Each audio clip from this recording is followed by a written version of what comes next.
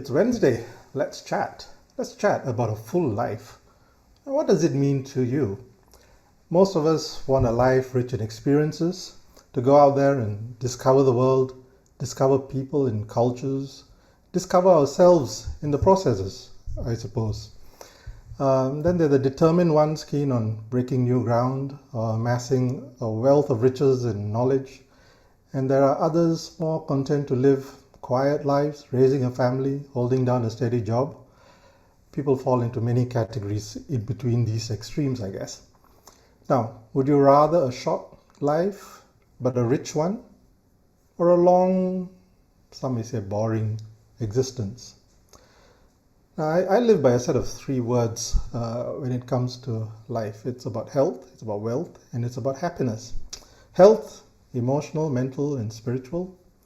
Wealth, money, yes, we do need it, but the education, the knowledge that we acquire. And in terms of happiness, it's the friendships, the love we get, the well-being that we have. Now, what would be a full life for you? Today's panel, which brings together a blend of experience and enthusiasm. We have the 60-somethings who share a lot of insights of their life and their life journeys thus far to share with us. There are the younger ones who have started out and hope to leave their mark on the world. Normala Manap, Director of Age Matters. Normala is an aged care pioneer who has been involved in social development for more than 3 decades and has gained in-depth experience in the health and aged care industries at all levels. Now, she has recently launched Writing My Life Story, a workshop series to help seniors write their biographies. Benjamin Goh, who is a co-owner and director of Connector Singapore. He was previously running a futures and options subsidiary of a local bank before switching tracks to running Care Community Services Society, a voluntary welfare organization charity. And now for the young ones on this chat. Blessann Luah is the head of communications and partnerships at Distillery. She's had 10 years of strategic communications and content strategy experience, having led campaigns for a multitude of global and local brands in a variety of sectors. Most recently, she has launched SilverStreak.sg, a new online media platform that champions a mindset of living fuller regardless of age. It's led by Silvers and it's for the Silvers. Making up the quartet is physician Teck Chuan. Teck Chuan is a physician with余仁生, practicing traditional Chinese medicine at the Sembawang and Robinson 1 branches. He is bilingual and registered under the Singapore's Traditional Chinese Medicine Practitioners Board. He holds a Bachelor of Science in Biomedical Sciences from NTU and a Bachelor in Medicine, Chinese Medicine, from Beijing University. Welcome everybody and thank you for joining today's session.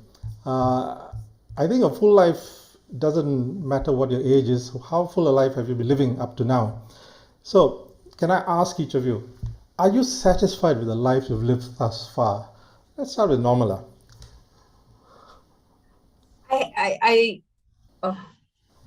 Yes, but there's so much more that I still want to do. So yes, I am satisfied. Actually, I try and live my life very mindfully.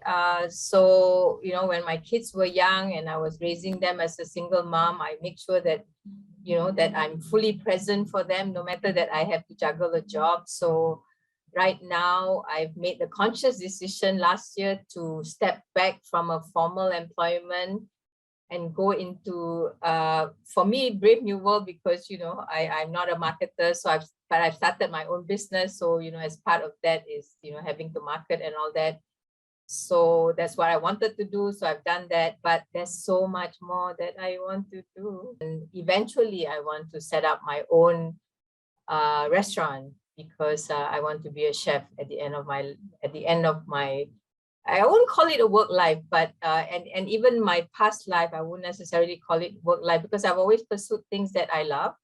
The work that I did in social services is the work that I wanted to do. And so it's been a very heartful journey from then till now. And then I'm looking forward to a long more.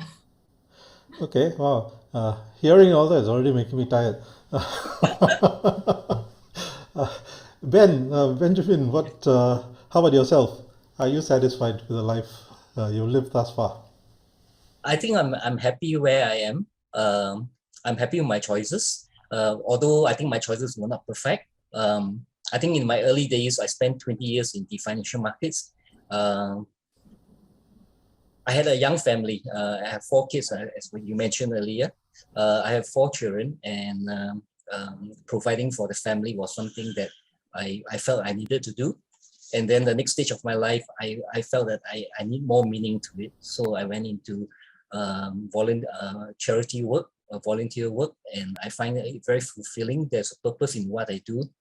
I'm now at a stage where I'm still trying to find relevant ways of giving back to society. I volunteer where I can. In the business that I run is related to education. I find that it's very fulfilling. I think we are all bound by choices in our circumstances. And I think we have to make our choices deliberate. We need to focus on what needs to be done. And of course, the very much used words nowadays, self-love. But I think not overdoing it, but just enjoying yourself and doing what you want to do. And of course, do things that you want to do for the very first time. I've not been very physical when I was younger because of the working hours I had, but I try to do things I've not done before. I ran my first half marathon at 59. I've done numerous half marathons since then. Yeah, so I try to do things that is a challenge to me, and I try to do things that I may not get a chance to do that again. Okay, marathons, half marathons, more tiring stuff. Okay. Okay, let's go to Blessann.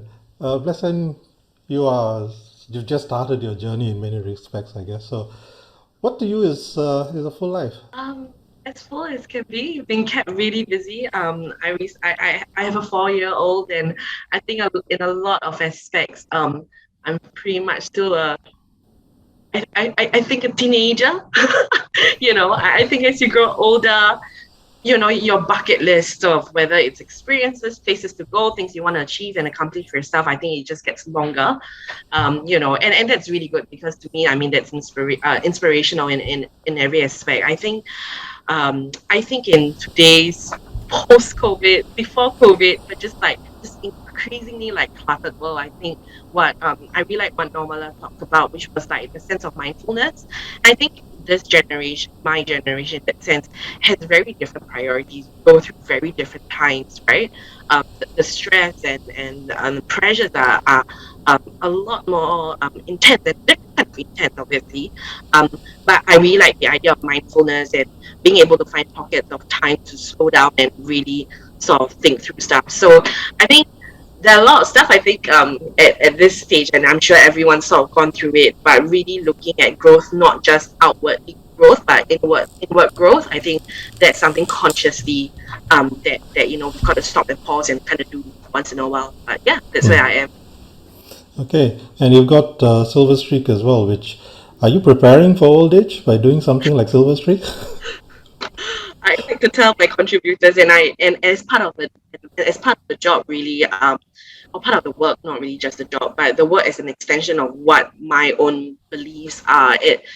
How it actually started was during COVID, actually, and the moment, or like the light bulb really went off, or rather not really light bulb, alarm bells really went off when if you all remember, the government started to offer like vouchers if you kind of like recommend someone who hasn't got vaccinated to get vaccinated. Do you all remember that initiative? Yeah, the doubling in, yes. Yeah, correct, right? And so you basically paid to wrap people off. No, but the thought there in my head was what kind of social fabric do we belong to, and how can we be strengthened? Because we need to do better. We need to do better as a community, and we have, and Singapore in all aspects have. But to me, it was the outreach, the engagement, and I really wanted to sort of pour myself into a bit of that work, right? I think a lot is being misunderstood. A lot is being very misrepresented. I talk to Silvers, and for your entire life, since your 20s, you've lived for your parents, your family, and when you have family of your own, or your bosses and your team, your employees, your company, and then suddenly when you turn 60, everyone turns around and it's like, you should live life for yourself. But you don't even begin to fathom what does that even mean, and it's quite interesting because you really like your mind goes blank, and that is where I think I feel that there's a space to inspire, there's a space to engage, and there's a space of conversation. So that's really how SilverStreak started. Okay, cool. We'll get into that a bit more down the line. Teck Chuan, for yourself. Coming from myself in 20s, for the short period of experience that I have, as compared to everyone full of experiences here. Everyone mentioned here there's a lot of things to be done for the elderly or even for us as we age, and the appreciation. I think because coming from my degree, and I was in Beijing for 2 years, so I really did see a lot of elderly patients there, and also we call that the 自卫病, meaning to say prevention medicine or preventive care. So for myself, the experience was quite eye-opening because there wasn't such exposure for me, right? In a very protected or very everything is done for you a place in like Singapore, right? So I think I really feel very appreciative of what I'm able to do now as well, right? To give advice, to help, not just in terms of health, but also I realized that for different elderlies and for different people who age, we kind of have like characters or habits, and it gives us a different medically TCM wise, there is a different body constitution, and so there is a different emphasis or a different this preference of a certain lifestyle, and in that case there is also a different body constitution, and therefore there's a different medicine and even lifestyle tips that we would people should subscribe to. I feel that it's very individualized, but at the same time also that we are all doing so much for everyone here. Okay, from the TCM perspective, more basic little understanding I have, it's about you have too much wind in your body or you're too heaty. That seems to be the two the touch points for this. I mean, I'm sure there's more to it than that, but as you get older, I mean, what should you be concerned about, and how can you sort of help yourself live a longer and more active life? Yeah. I'm sorry to put it very crudely, but even as a human being, as anyone who's living, very importantly, it's the system. It's moving well, right? So what we eat, what we put into ourselves, what we convert inside the body, and what comes out from our body, right? So in Chinese we call it 吃喝拉撒. Yeah, like what Mr. Kanan has mentioned. So like the heatiness of the body, and you can think of it like a machine. Our body, it's a miracle, like a miraculous machine that's functioning very well. So as we progresses towards the age life, right? So there may be parts that require replacement. In TCM, not so really replacement, but more of fine tuning, right? Fine tuning or putting a bit of lubrication, that kind of idea. Yeah, and so for the heatiness, it's more like maybe I give an analogy like we are a lamp. So there's oil in the lamp. So as we grow older, we use up a lot of the oil or the lamp. And especially like when we are younger, we burn midnight oil. So you see the analogy there, yeah. So we burn out the oil. Then people becoming a bit more heaty because there's not enough lubrication in the body. So as we grow older, we would use a little bit more of those yin and lubricating, more cooling kind of medicine as well. And yeah, so it's a more effective in general. Yeah. Okay. So you got to keep the lubrication processes going. Go for regular checkups, right? Yes, that is. Yeah. Okay. Normala, for you, you've started this this new program, right, on writing your autobiography. What triggered that, and what are the benefits of doing something like that for? And you only do this for 60s and above, right? Those 60 and above, is it? Yeah. I put the enrollment at 50 and above, but 50, okay. well, that was my flyer lah. But I'm expecting that more the 60 something will enroll, in part because the 50 plus probably still working. Before I get on to that, Kanan, I just want to have a little bit of a rejoinder to what Blessann mentioned about, seniors having so much to do earlier in their life, and then when they retire or when the formal employment stop, they really don't know what to do. I think that's really true. I know a lot of people my age who, when I said, okay, so when are you going to retire from your current employment, do something else, and quite a number said no, they don't want to be. And I think it's only because they cannot conceptualize what else is there outside of work. That's certainly true. But I think one of the other thing that bothers me a lot is also, this is my war at the moment. Okay, so the Minister of Health has a war on diabetes. I have a war on against ageism. Okay, we've tackled sexism to a certain extent. We've tackled racism and even ableism to a certain extent. But one thing that we haven't really need to take head on is ageism. I think one of the main reasons why a lot of older persons feel like they cannot or they won't be able to is because of ageism. Because by ageism, I mean the values or the cultural values or the values of the society that says, when you're old, all equal disabled, all equal sick, all equal, demented. So there's a lot of, not a lot, there's like more rampant negative association with aging. As a result, I find that people tend to react in two ways. Okay, there are those who then buy into it and really think, oh yeah, really, I'm not worth it very much. I'm old already, so I can't really think of, doing something else. Or the other one where they want to be like the young. So in that way, when I actually checked out SilverStreak, Blessann, I noticed your tagline and I had a little bit of a reaction. Your tagline was living younger, longer, right? So I'm like, why would I want to live younger? You know what I mean? Because I think we have to celebrate the live years. So living older, longer, that's what I would be. So there's those who want to fly and want to be like young people. So you see these two reactions, rather than embracing their aging years and appreciating that, coming back to guided but Normala, if you're living older, longer, you're going to be living a lot of aches and pains a lot longer,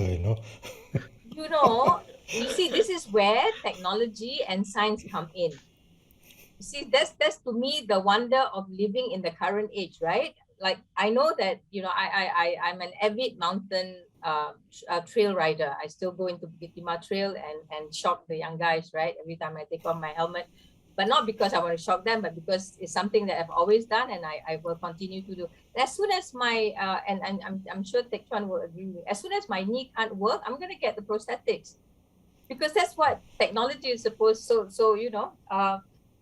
yes, there are the aches and pain, but I also think, see, this is my call, and I want to hear what Chuan or the others have to say about this. See, I think we have to have in mind that we are now living a life of a long life, that we're not going to die even at 80. I think our cohort, Kanan, will probably last till about 90. And the studies show that kids who are born like post 2020 most likely they will lead 100-year lives. In other places, they're already preparing for 100-year life, but preparing for 100-year life means the preparation, especially the health and well-being part, will have to come a lot earlier. So we have ache and pain. I think I see old people all the time. My research, my field work is with people in their 80s a lot. And yes, I get it that pain is a big issue and disability is a big issue. but it's because these were not addressed early on. So there's a lot of why we need to be very mindful that we live in an age of longevity is because, you know, the looking into the health span of life has to start a lot earlier. Then you won't have the same, you know, whatever we have at 80 can be pushed even later. I started JAB because I really believe in the power of first acknowledging that you have a life story. It's very interesting. Since I put out the flyer, so many of associates and friends text back and said, "Oh, I have nothing to, you know, I you know, good that you're doing what you're doing, but really I have nothing to tell. I don't have a story." We undermine, you know, the lives that we have led. So I started this because I feel that it's a very empowering process to actually do your life review. Yeah, it is useful for your own life transitions, even at, you know, at 60, and you have actually people 60 plus have a lot of transitions into retirement, transitions into being an empty nester. So you know, reviewing your life is very helpful for dealing with these transitions. Plus, like what you said, Hanan, about leaving a legacy. Okay, it may not be important to us, maybe, you know, because we don't think our life is, but I mean, how about the children, the grandchildren, you know, the nieces and the nephews? They want to know, and there's a lot that older persons can offer in terms of, you know, we have a lot of strength that older persons also undermine. Like, for example, we have perspectives, you know, that young people, just because they live shorter lives, don't have. All this can be shared and can be left as legacy. And the other thing is, going through this live review will also enable you to embark on your own personal growth and development. And the method that I'm teaching is in a group setting. So you don't go off and do it on your own, but people write their life story on their own, but weekly we come back and the group of 8 or 10 will share their life story. And this process has been found to be affirming because, like I said, we undermine ourselves a lot, therefore we undermine our stories. So I found that when we start talking a little bit about our lives, other people can see the successes and the achievements that we often don't see ourselves. That's why the live review in a group setting, which is what I'm doing, I think is very empowering. And what do you so do come with and join me. I'm still recruiting. Okay, what do you do with the stories? So individuals write their stories, they come and share weekly. The whole idea is that it'll be an 8-week session. It is a starting point for participants who start writing. So every week they have a theme that they need to write on, and I'll give some guided questions to help them probe their memory and you know, reflect. And then it's a starting point. So by the time of 8 weeks is done, they would have written about you know, they would have done a life review, for example, on their work history or on their aspirations and goals or on their family life. So they would have noted on these key aspects of their life. So I hope to actually push them into starting something. And then unfortunately, I can't take them through the whole process of writing their autobiography, but I would link them up with, you know, editors or writers who may be able to help them continue with the process. Okay, so it's not as if you're going to set up a repository of all these writings. So instead of the National Archives sort of curating what goes into that, you bring the real person's perspective of growing up in Singapore and putting out that sort of information. Well, if people allow, that would be great, you know, but I'm having a hard time convincing people that sharing, even after writing it on their own, coming to the group and sharing, they also like, I have nothing to share, or I don't want people to know. But I always say that you share whatever you want to share, and that process of articulating your life story is very affirming. Okay. Ben, for you, could be a good avenue to get your life story out there if you feel like it. But I wanted to find out, I mean, you've got 4 children and 4 grandchildren now. Is the process of sharing information an easy one for you with the younger generation? I think like what Normala said is very empowering to share the life story, because I think in every one of us we have a story that is very unique to us. My great grandparents came from two very different places. Both are Chinese. My great grandmother came from Indonesia, Chinese in Indonesia. She was matchmade with Thai Chinese from Thailand.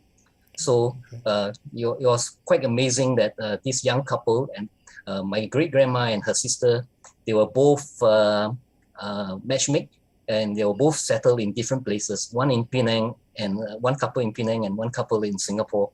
And I think the kind of legacy that I have, I'd like to share it with my children, and I think it'll help them know their identity a little bit more. But of course, through the ages, circumstances and events would change things. And for example, my family grew up speaking Malay, but because of the national push, I took Chinese as a second language. I wish I have taken Malay because my Chinese. Suffered the consequences. Yes, there are consequences to it as well. So yeah, so I'm proud that I have the Papa heritage behind me. I'm proud that my on my mom's side, they came from China, so it's very different. So we have the in a way the best of both worlds. But coming to the point where Normala made earlier about we being in the 60s, I always believed being in the 60s is the new 40s. What we do now, when we look back at what our grandparents did, what we are doing now is what they did in their 40s. And I think, like what she said, we will live longer, at least for the majority of us. And I think this is where mobility, accessibility, and engagement are coming for most of us. Mobility is very important because it affects our entire system, and I think TCM specialists would most probably have something to say about that. Because when you're mobile, you can do a lot of things, but when you're not mobile, your world is very restricted. Accessibility, I think that's where I think ageism comes into play. I do feel that there's a rising trend where people tend to have a stereotype of understanding of older people. They tend to think that we cannot do a lot of things. They tend to think that your voice is not relevant. And I think that needs to be addressed like any other forms of discrimination. Yeah. Okay. So do your children and grandchildren want to hear your stories? Are they interested? Well, I think that the young ones, grandchildren, they don't have a choice at the moment. Well, with my children, they do want to know. Yeah, they do want to know, because I think if it would be different if they are still teenagers, but they are young adults now. I think two of them will be above 30 this year. So yeah, so I think they are at a stage where they want to know. And I think it's a process where, it's guided by what they want to know. But I think whatever age you are, don't let the lack of passion affect you. But passion can only be good when you have health. So please stay healthy. I suppose that's quite key, right? I mean, of course, it's also good if your pocket is quite healthy as well, because this is a country that's sort of outpacing us in terms of affordability. That's a balance that's going to be hard to maintain, and now we've got COVID and its impact, and it's very difficult, and all that kind of stuff. Yeah, it's very difficult to live on yesterday's money for a lot of people, because I've seen a lot of elderly in the social work that we do. A lot of them are living on yesterday's money. And that is not an easy question to answer. Can the government do more? I suppose they can. But of course, I do not know the kind of considerations they are looking at. But I do know that there are a lot of elderly who are struggling because they are living on yesterday's money, and which is not a lot of money for many. No, it's not. And I think when you plan back then, you're planning for a similar sort of set of circumstances than you are living in now, right? And that's a big mistake. We really have to anticipate all the changes that are coming up as we grow old. And as we realize that, then we will manage it differently, I would think, right? But the thing is, there's a question here as well. Society is so well planned here, it's with people telling you what to do and how to do it. A lot of people, when they retire, they feel lost because suddenly there are no guiding rails for you. You're just let loose. How do you live a full life then if you reach this point where suddenly you're just thrown out on your own to go figure things out? Actually, I think now it's a bit better than say 10 years ago because, the government started looking at active aging, right? So there are now places where you can go to for some kind of SilverStreak is one. I mean, I'm glad that you set up that, that website where people are sharing what are the possibilities. And then the Council for Third Age has a very active website where they tell you what's going on. So I think there are now places where seniors who are at a loss as to what to do can go to. But I think the issue is confidence. I think the issue is acceptance, like Benjamin is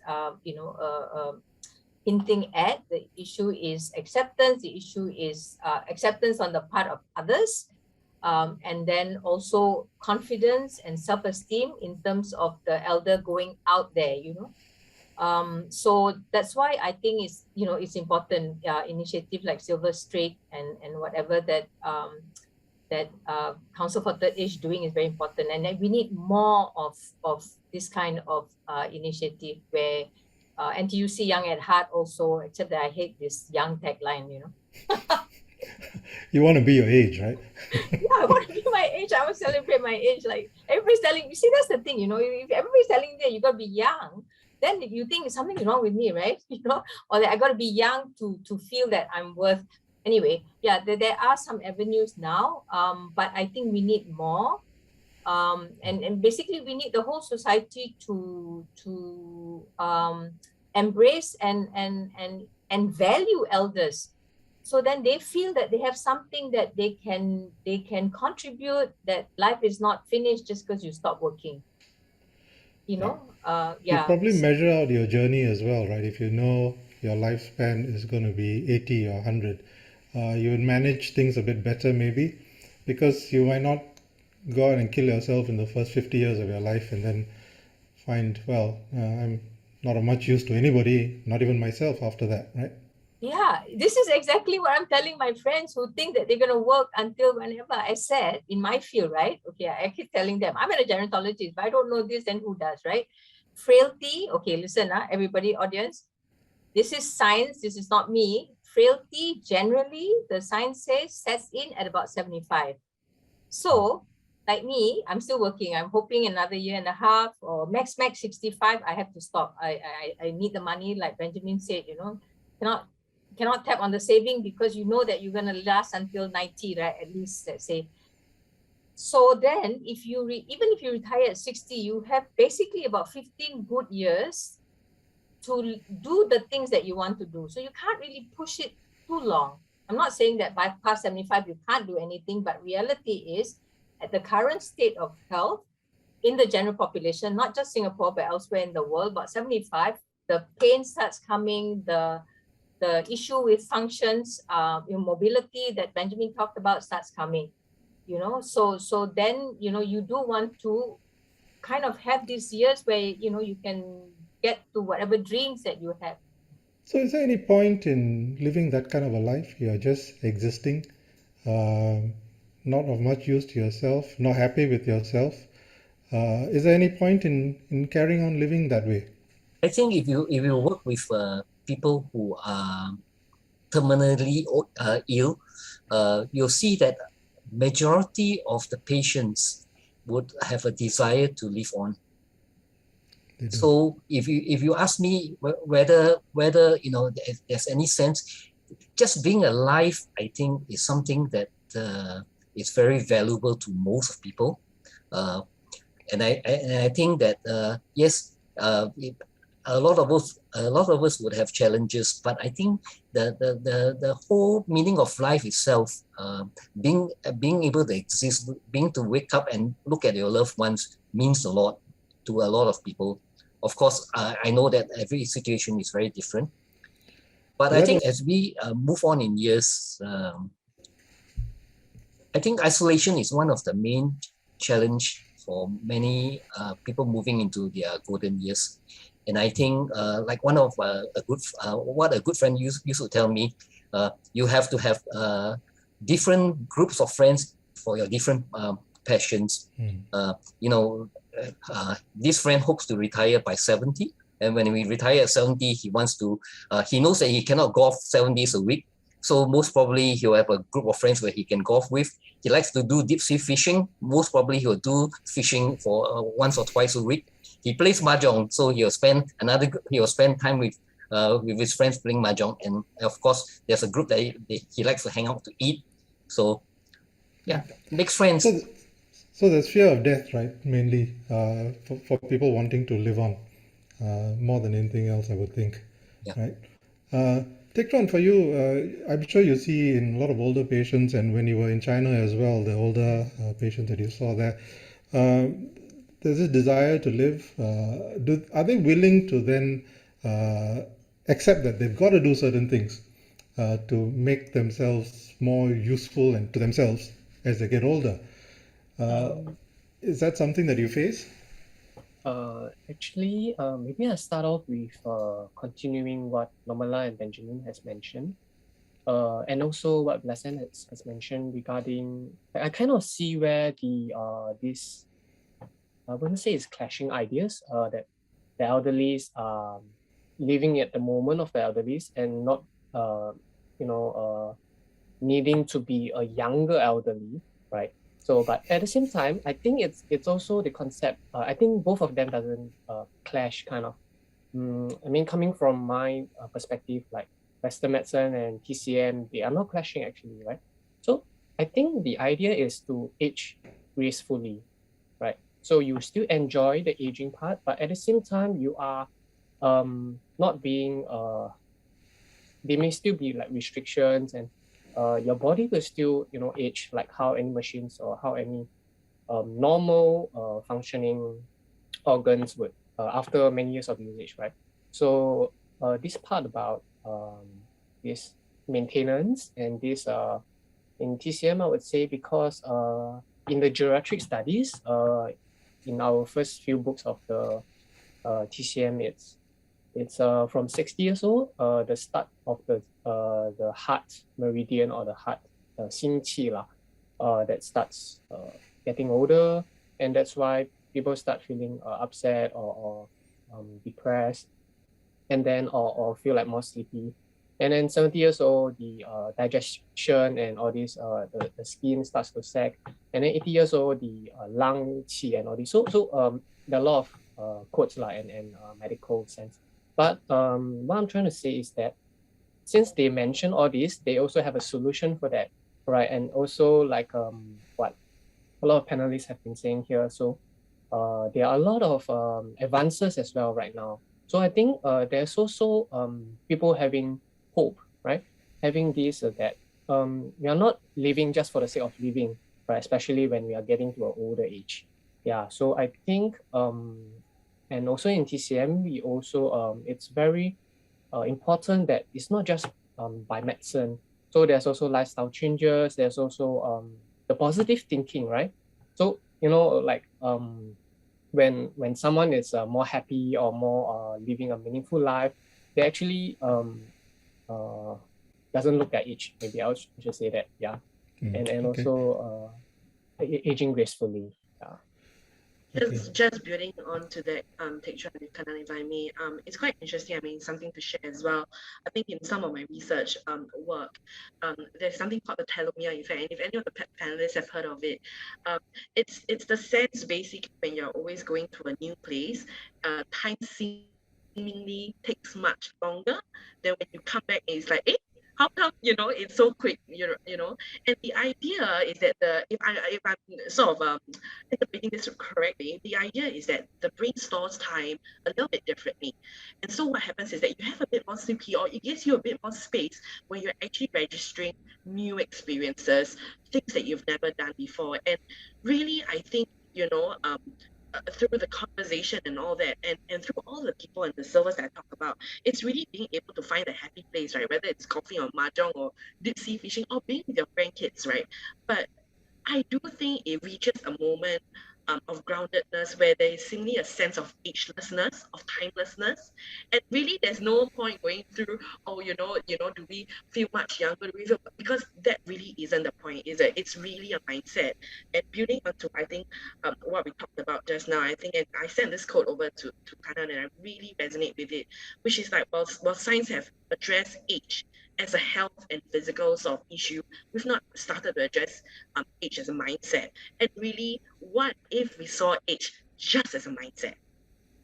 And then what are the possibilities from there? Because if every day, and this is my favorite sort of quote, if every day you wake up the same time, 8 a.m., you have breakfast, you go out to work, go out, spend time with your friends, you eat lunch at the same time, you eat dinner at the same time, and you come back and you sleep at 11 o'clock. And you do that day in, day out for 20 years, the question is, how much have you lived? You've actually lived one day, right? Because you've not had any varied experiences. And I think that's it. That is the crux of what we're looking at here. And really, if it's the mentality, if that's the spirit moving forward, then I think it opens a lot of more avenues. And I know as typical Singaporeans are very used to having things mapped out, just answering the question as well. But what if we had to believe or trust in not a map, but the idea of a compass? And I think that's the privilege when it comes into being in our 60s, that our values are very much defined. And with our values defined, then what is the compass telling us? It's not about the map. You know what I mean? It's not about what's the end date, what's the expiry date. It's not about that anymore. But really, again, going back to what we talked about at the start of the conversation, which is really that inward look, a perspective into your life. Yeah, that's how I kind of see it. In relation to what you were saying, Blessann, I think not just individuals have to prepare for the life of longevity, but society has to prepare for the life support of system longevity. is incredibly important. Yeah. So like the idea of that you have to study and then you have to like compressing work life within, like 20 years and then, retire and then, that has to change. That trajectory of life has to change. For sure. Same with education, right? You just, like study within a certain period, that has to change. So the preparation for a long life, of a longevity, has to be done, not just, if the individuals only do it, nothing will change much. I think society, we as a society, like every society has to prepare for all its people living long lives. So the trajectory of education, work, and retirement, all that has to change. I just wanted to get from you and Ben, what advice would you give your younger selves? Oh, why not ask also? Wait lah, it's a different question for you. Actually, I tell you, I know what this is because I told you I've always done what I love.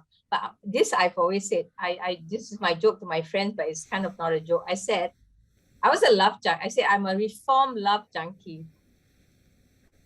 Meaning that I spent a lot of my youth on relationships, and I feel like some of that heartache and pangs and all that to do with, a romantic relationship, if I could save some of that, I could have done even more with my time rather than that. That's the only thing. Okay. That's all. Okay, Ben? I would say that don't take yourself too seriously. I think I tend to overthink when I was younger. I dreaded the worst in every situation, in work, in relationships, in life itself. But I realized that things don't look as bad the next morning. So don't take ourselves too seriously. Enjoy let life flow. Pursue your passion within your means, and just enjoy being who you are. Okay, now Teck, Chuan and Blessann, you've heard the seniors this session talk about their lives and experiences. What lessons will you take on board from this and use in your ongoing journeys? Teck, Chuan? Actually, like I mentioned at the start, I feel that I'm very privileged and I'm very grateful for all the sharings here as well.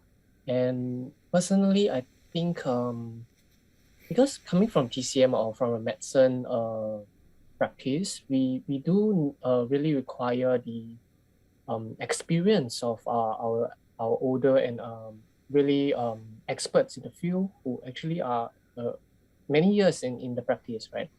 So for my own TCM senseis in China and even in Yuan, they really give me a lot of, imparted a lot of clinical skills. More than that, it's the wisdom and willing to share, to pass on the legacy like many of you mentioned here.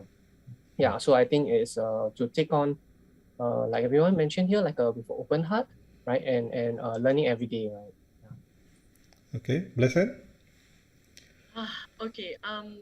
I've only started SilverStreak for maybe, sort of in development for the last 2 years. And I always tell the Silvers that one of the most selfish reasons I think why I've started SilverStreak is because I want to know and discover for myself, like, what is this pot of gold at the end of the rainbow? And is there, is it just legendary? And I look at all these silvers and all, and they're perfect in their most imperfect ways. They're great stories, they're great legacies, But this top's particular, like, one of the things I think that really struck me is that, it doesn't matter if there's a pot of gold at the end of the rainbow. Like, I think right now it's just to be the damn rainbow, and live life like that. And things will find you, and you'll find things, that come along the way. So I think that would be like some experience so far. Okay, good. So slide on the rainbow and enjoy that experience, right?